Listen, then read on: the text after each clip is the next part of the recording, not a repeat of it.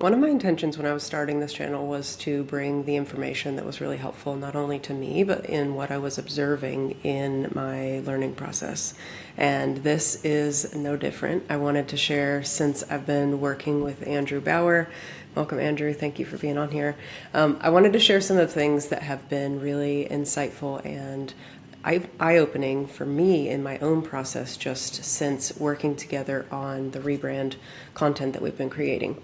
So that is my intention today, is to share a little bit of the behind the scenes in what has been surprising to me, because it might be something that you can relate to and start applying as well. If you are new here, my name is Courtney Shand. Welcome. I'm so happy that you're here. This is Andrew Bauer. He is a genius behind the scenes working to help me create and restructure the Rebrand, which is the newest course we've been working on, getting some really great feedback and results from the clients that are already in that process. Andrew, is there anything that you want to say to introduce yourself? No, I think that's a pretty good introduction. Okay. We have some other videos. If you do need his introduction, you can go back and watch those, and I'll tag them as well. But what we wanted to talk about today, or what I wanted to talk about today, were some of the lessons that I've been learning behind the scenes, because I am always learning and growing as well, and sharing the results of those learnings with you all. So before we dive in, anything else you want to share before we Yeah, get going? I have some things. I have some notes. You'll see me look down at my notes.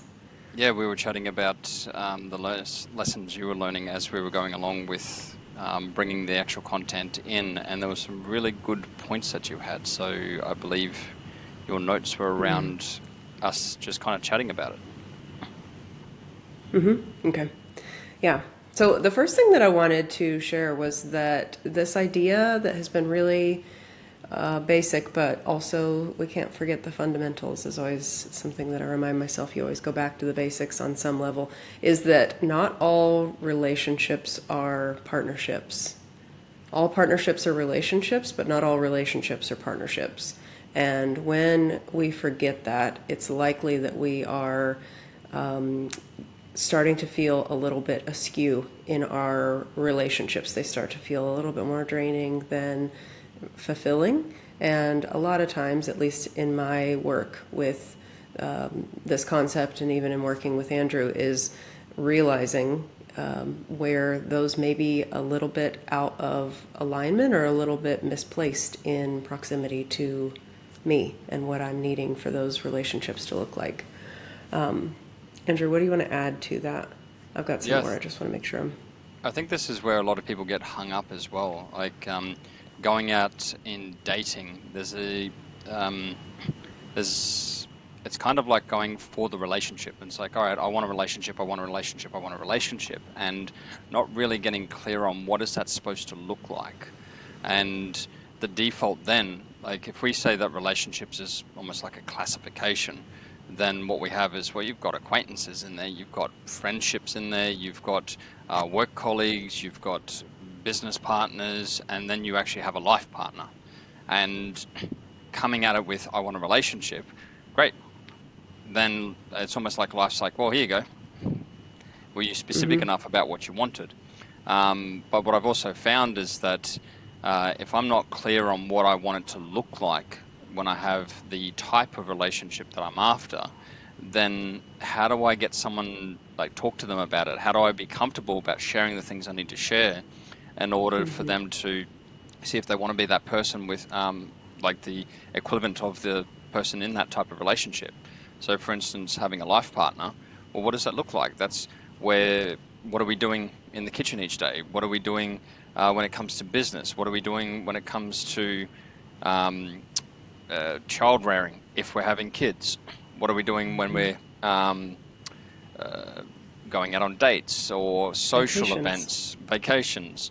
All these little areas, well, they're not little, but all these areas of life have to be brought to the table for the other person to go, yes, I want to opt into that. And that's what I tend to have found was, even for myself, that those are some of the mistakes I made going in, just showing I want a relationship, I just want to connect with someone, and then I get a connection, but then what after that? Whereas as soon as I opened up my desires, my thinking, my perceiving to being this larger piece, it's like, okay, well, if I was to actually build this out, what it would actually look like. Yeah, I love that. Which kind of brings me back to the point that I was wanting to make is that there is this idea of compatibility and therefore incompatibility where when you don't have the clarity of what it is that you desire and are available for, you're going to be more accepting of things that aren't necessarily compatible with you. And a lot of times clients will come in with this, or I get lots of emails about this concept of limerence. I did a video on it before. We're going to do a deeper dive video because it's something that keeps coming up. But a lot of times it is rooted in this idea of incompatibility that you are interpreting as compatibility because that hasn't been clarified of exactly what you are looking for, and therefore you are going to have a harder time sensing if that person is opting in or if they are just activating something in you that you're needing to step a little further into to co-create something like that.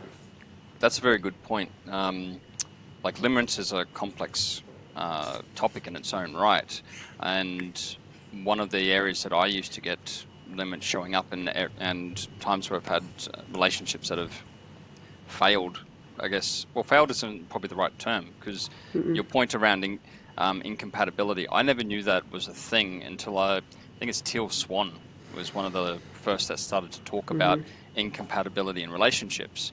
And when I had long-term relationships where it really wasn't working, I had to stop and look at it and go, well, were we actually compatible, or did we come together under trauma bonding?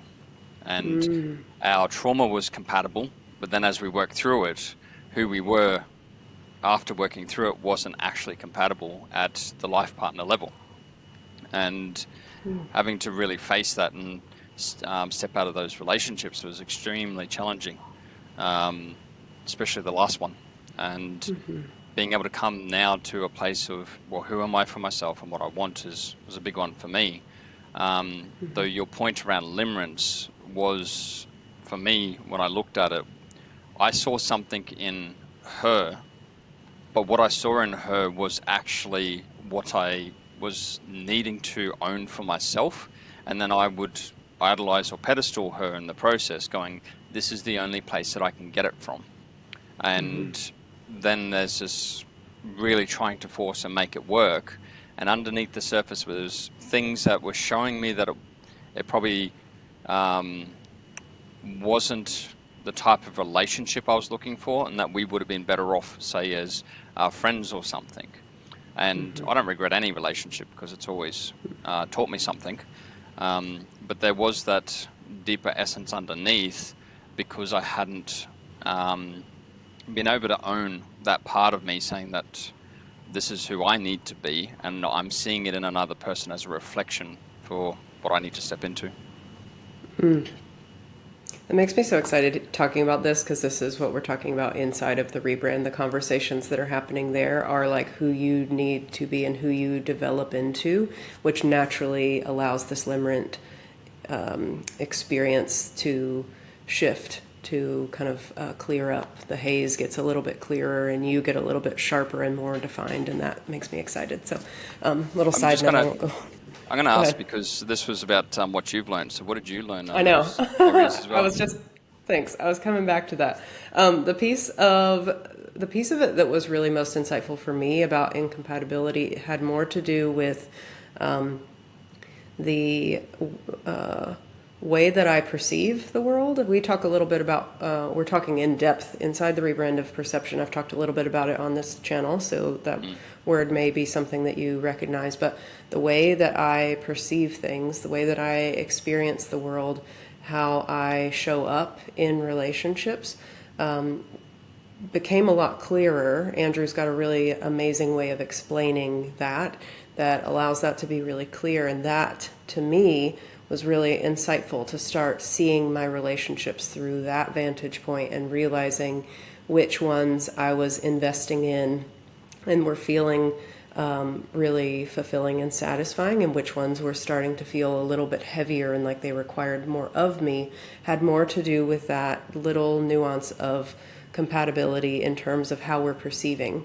Not that I don't have, and I teach on here, skills all the time, skills to bridge that communication gap, or skills to navigate the complexity that's involved in being with someone, I don't want to say dealing with, what's the word I'm looking for?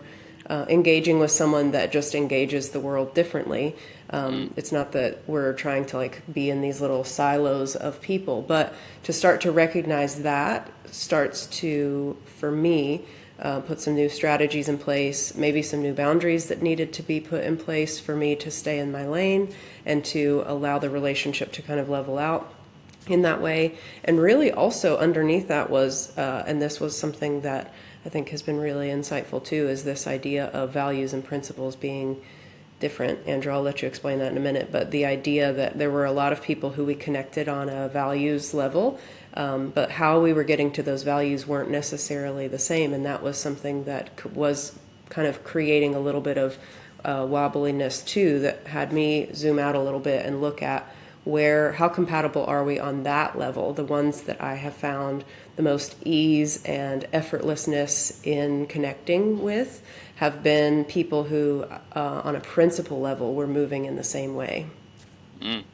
I'll come back to that point. There's something else I wanted to add as well, because to give a bit of context as to why we're also talking about this is, in order to put it into Rebrand, I had to teach Courtney a lot of these underlying principles and distinctions. So we just applied them directly in our life, and that's where these types of shifts and changes happened. And your point around perception, to give a bit of contrast, the difference between, say, perspective and perception is that a perspective is how we're perceiving it from our vantage point, whereas perception is what meaning are we deriving out of that type of perspective, out of how we're moving through life. And there is a deeper element of shifting how we derive meaning based on the reference points that we have in life, with the default reference point being ourselves. And this is where I'm careful when I use this term, because it's been used a certain way in society, which is getting away from the norm. But egocentrism is the element of deriving meaning based on me. And that's the baseline definition of it. Unfortunately, ego has been more used as because ego is just your sense of self. So you have an inflated and deflated sense of self. I'm going into details, and I'll come back out in a sec. But ego in society is normally referred to as the inflated sense of self. So if we look at ourselves as a reference point, that's the default. And that's what we all do as children.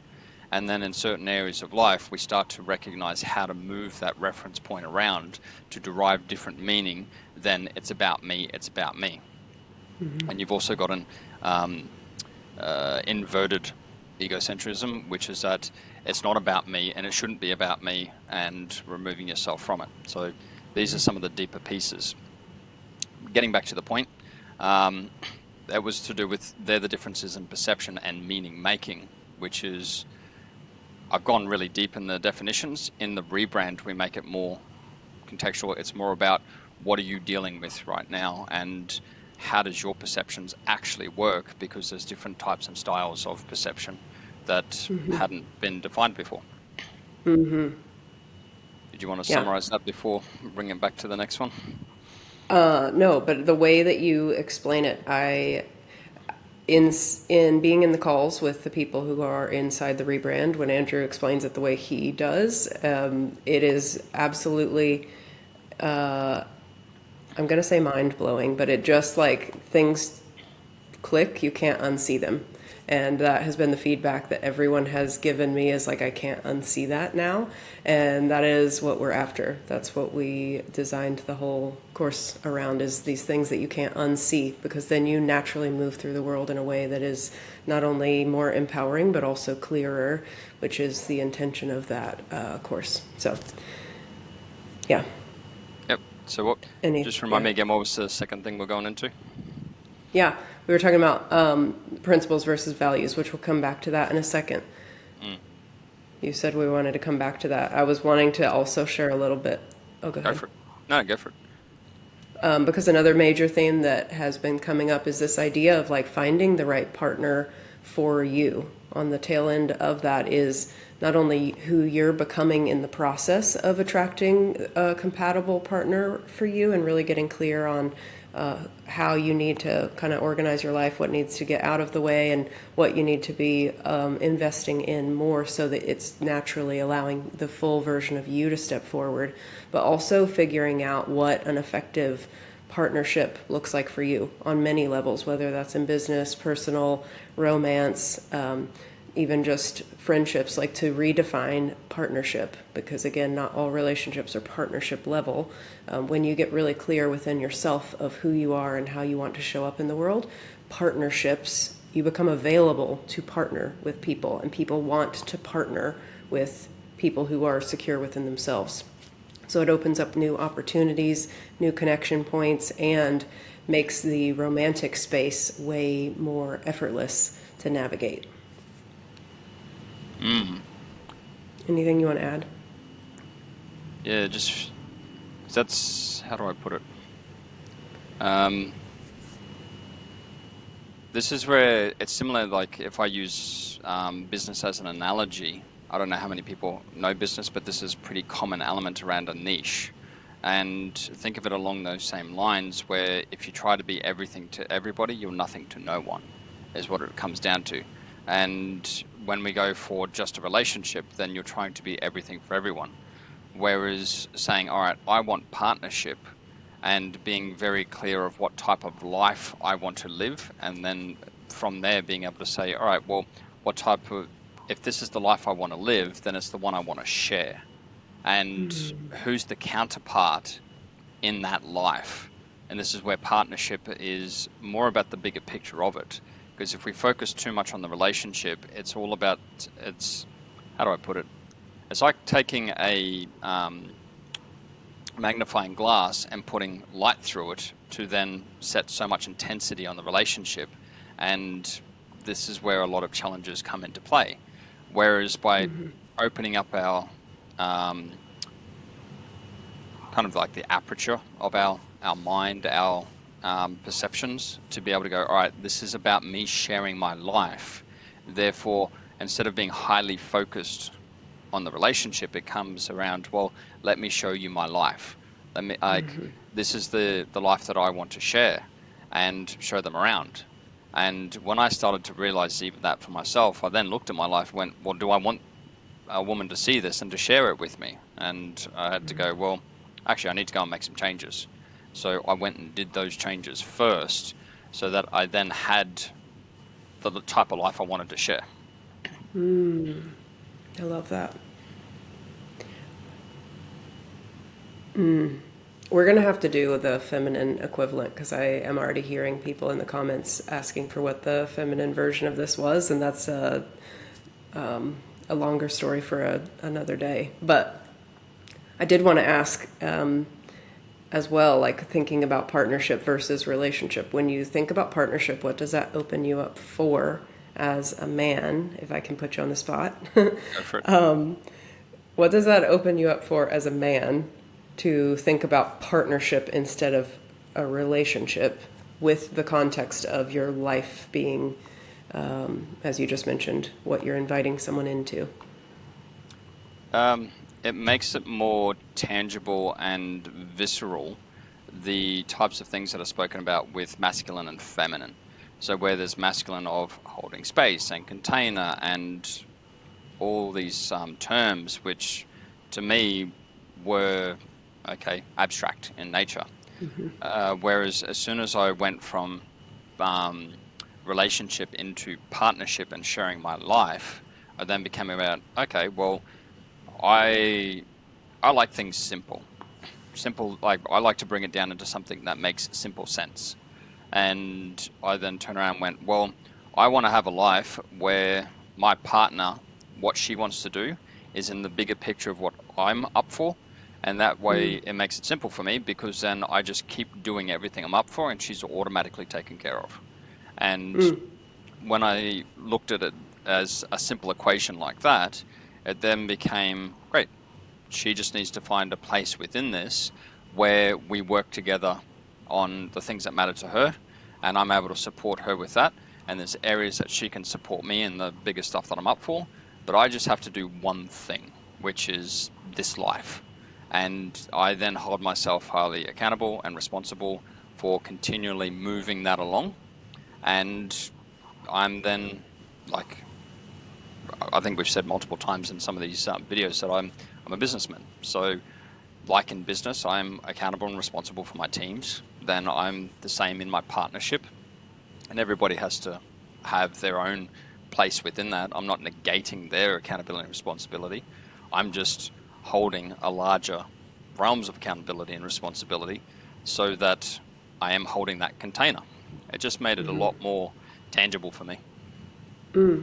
I love that because exactly what you're saying. I do think there is, and this is something else that was really insightful for me to understand, that depending on the level of intensity of what you are, as you say, like up for, what your purpose is, or even what her vision is for the life that she wants to be leading, you're going to have different levels of intensity, and having someone that can match you is going to help them integrate more seamlessly into your bigger picture and vice versa. It's going to be a little bit more collaborative.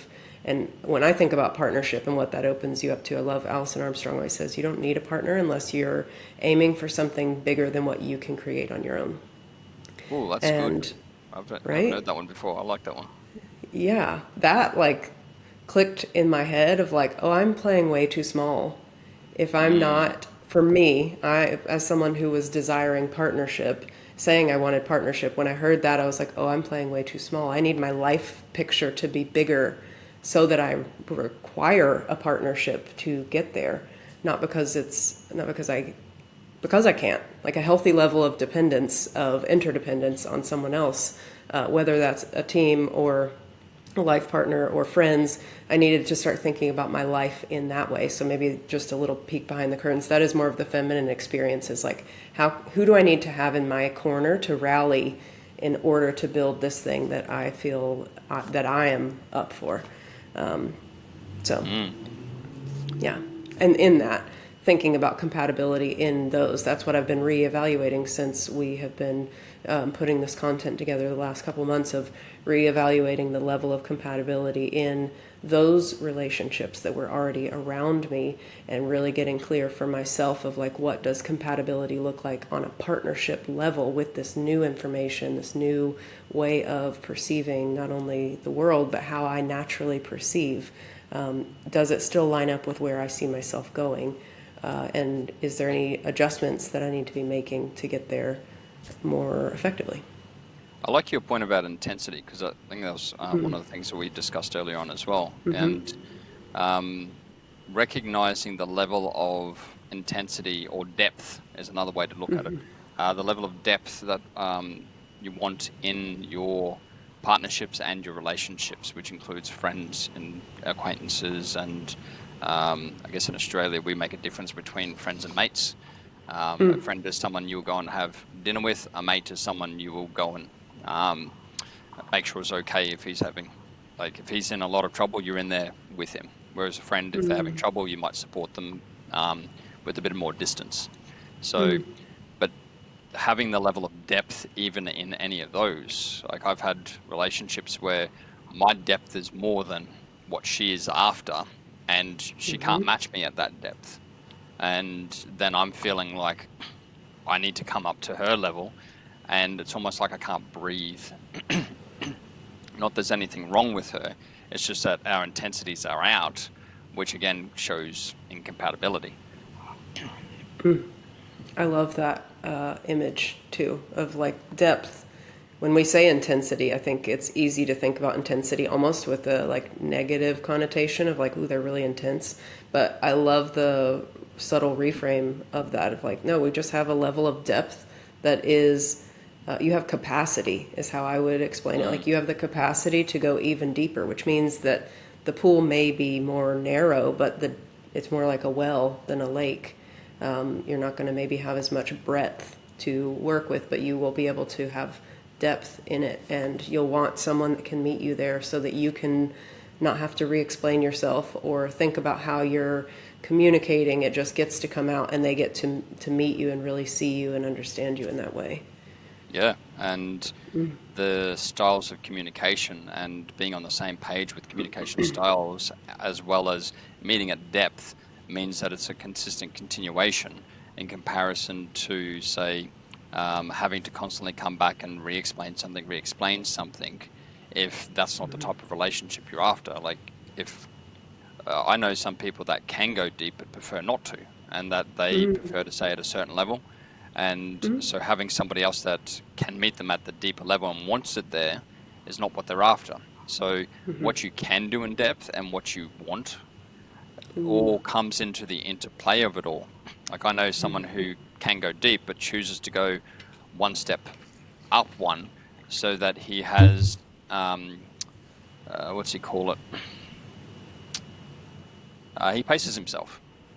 His style of communication, his styles of doing things, he prefers to pace things out. So therefore has the capacity to drop deep when it's required, but rather just stay at a little bit of a higher level. And I'm not talking about even superficial. That's just a gradient of depth. I like that.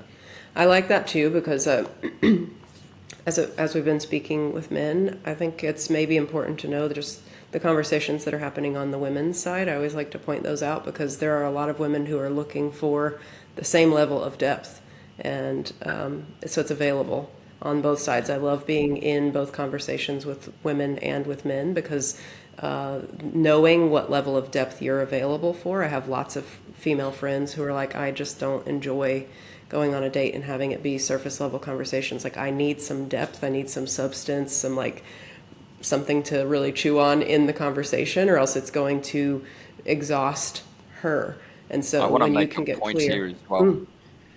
The more that I've accepted that I have depth, and more to the point that I need it at that depth, has given permission for others to be able to go, oh, great, now I can actually be at the level that I want, or they opt out. And that was even a really good reframe I had for myself of, I don't have to prove myself, because I'm here to share my life. They're either opting in or opting out. And it's just vice versa. Like, when I'm there with a woman, I'm either opting in or opting out with her as well. But that point of when I was able to go, great, I need this depth in a life partner, so therefore I'm not going to be intense in it. I'm just going to take it to that depth and see how much she can match. And then when we get to the point where it's like, no, this is her limit, if I'm still further down, it's like, okay, this isn't what I'm looking for. I'll still have a great time. Thank you for the date, and be on my way. But when I start getting someone who matches here, it's like, cool, let's keep going. Let's see if the rest of the areas of the life are a match as well. I love that. I want to touch base real quick too, because this is something that you introduced to me, this idea of just inverting everything. That the fastest way to solve for something is to look for the opposite of it and solve for that first. So, like, I think. Yes, I got this Go ahead. from Charlie Munger. So Warren Buffett's business partner is well known for saying about inversion, inversion, inversion. And the idea is that when we're up against a challenge, if it's not obvious, to invert the whole problem. And the example he had is, like, if I'm going to create a business, instead of looking for what do I need to be successful, he inverts the whole things and goes, how do I fail at this business? How do I absolutely crash it and burn it?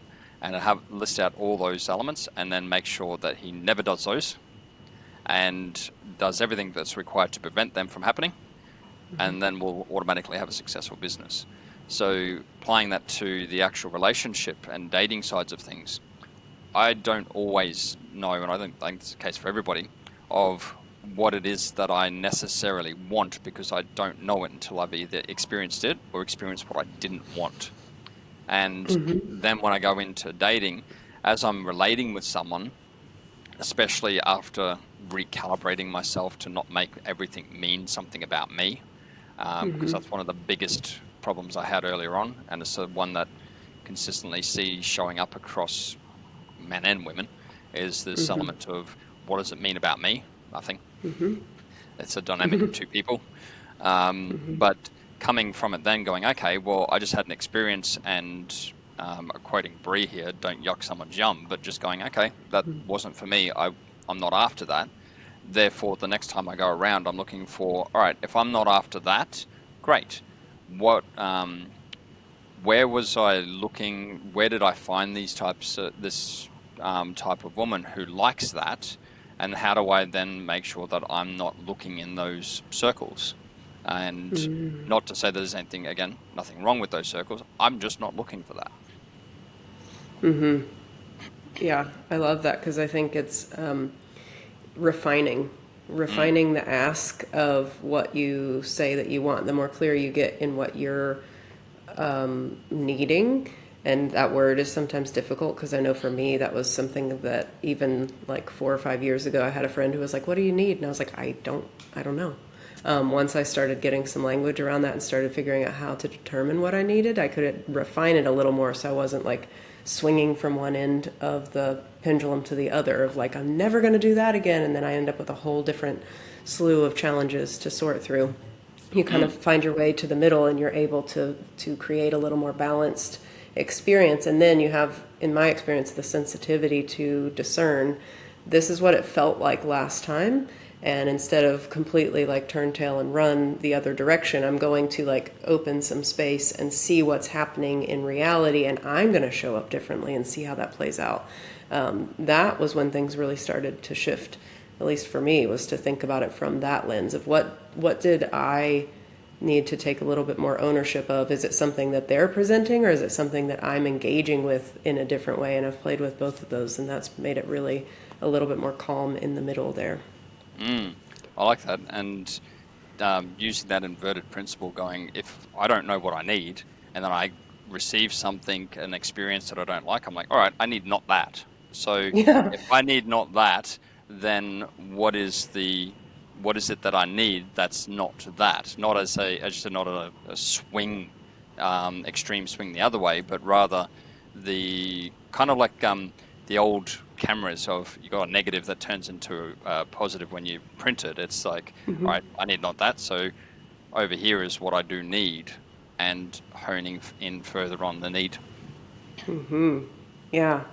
Yeah, I love this because this is, again, partly what we're doing behind the scenes as well as helping people get clear on what an effective partner would look like and then what it would be and how to like suss out compatibility for them, not only who they need to be showing up as and refine that piece of the puzzle, but also who they need to be looking for and what are some signs that they're headed in the right direction. This is something that I'm just really enjoying having conversations like that around. So, And hint, the a lot of the things is to do with understanding how you perceive, and getting very clear on that. Shifting your reference points for meaning. So either shifting them away from making it all about yourself or trying to not make it all about yourself. Both of those are egocentric. Um, and the final one, the third major one, is around being able to be okay with the depth that you're after. After that, there is a lot of nuance in it, but they're the three major ones that everybody has some level of trouble with. yeah. Yeah, the exactly what you're saying of like not making it mean about me. I think that one was really significant for me. Just the verifying the assumptions. One thing that you always say is like, let's verify this. Just verifying before we take another step. Having that process, we've talked about that in another video too, of that trust verify process helps you Mm. slow down enough so that you're not creating that like swing through the middle there, that you're able to slow down enough and really refine your process and be a little bit more Yes, nuanced. like a lot of people have heard the element of assumptions being making the ass out of you and me, but everywhere in life we have assumptions, and there's some that work for us and some that don't. So this is where I look at unverified assumptions.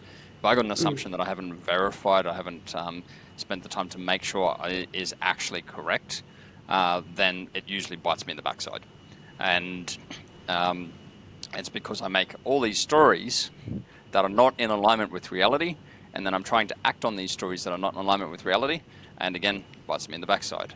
So when I notice an assumption coming up or things in life that are they're not in alignment with how my expectations would be of it to go, I would come back to my assumptions and going, all right, what haven't I verified as an assumption?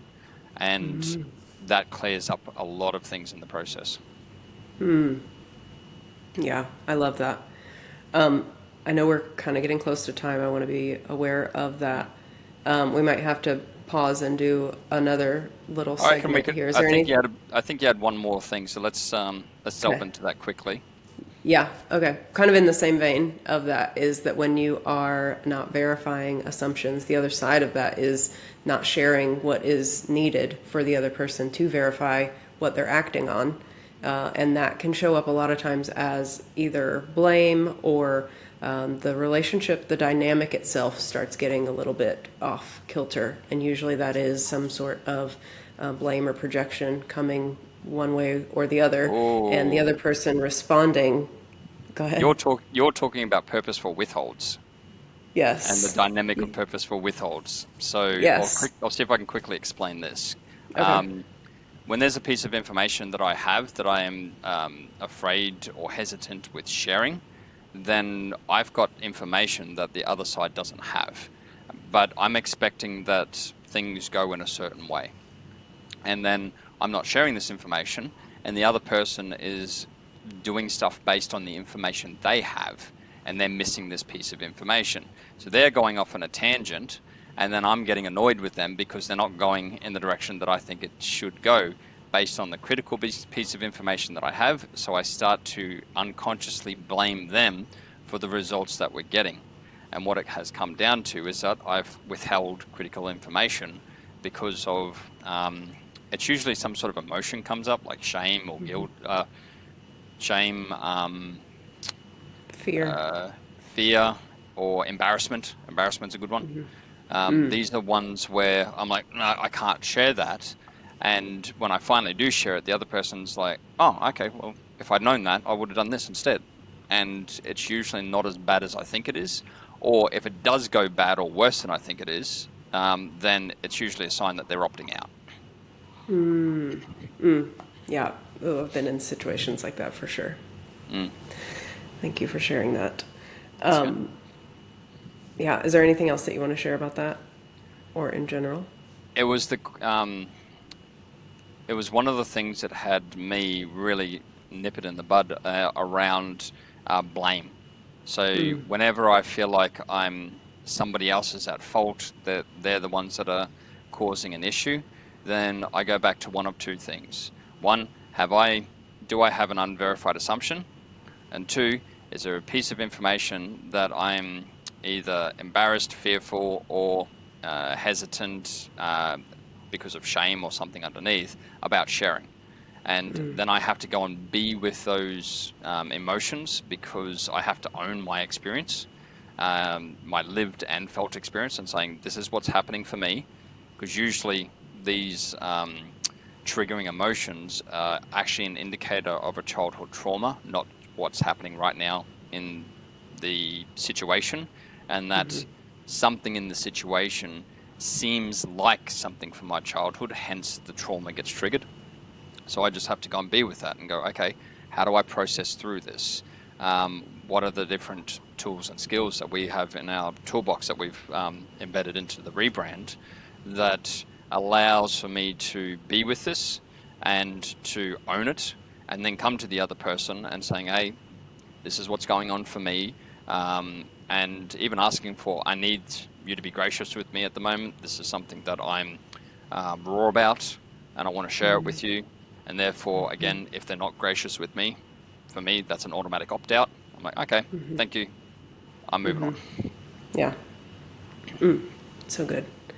Yeah, a lot of times the red flags have more to do with our experience than it does with the other person. They are creating it with us, but it's the experience inside that we get to use as that indicator of where we need to either remove ourselves or create some distance from that person or that experience. Oh, I like So, that. That the red flags aren't to do with them as a person, but more that they're a red flag for us. They're not the right person for yes. us. It doesn't mean that they're wrong. It's that they're not right for us. Yeah, my mentor, Leah Lake, taught me that one, and that revolutionized the way that I had the red flag conversation. I think they get thrown around a lot, but there are always things that we are experiencing, and you get to take that experience.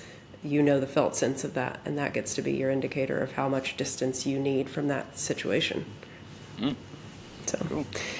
anyways, this has been so fun. We're going to have to do another one because I'm Yes. aware of the time. But thank you so much for joining me. And thank you guys for letting me share a little bit about what I've been learning. I'm kind of gathering all these nuggets of insights that I will be sharing more. So we will do this again soon. And thank you, Andrew, for being available to help facilitate this part of the conversation. I would love to hear from you guys if any of this is dropping in for you or making sense to you. If you feel resonant with any of this, feel free to let us know in the comments. This helps us with creating more content that helps you join the conversation. This is part of a larger conversation that we want to be creating on the channel.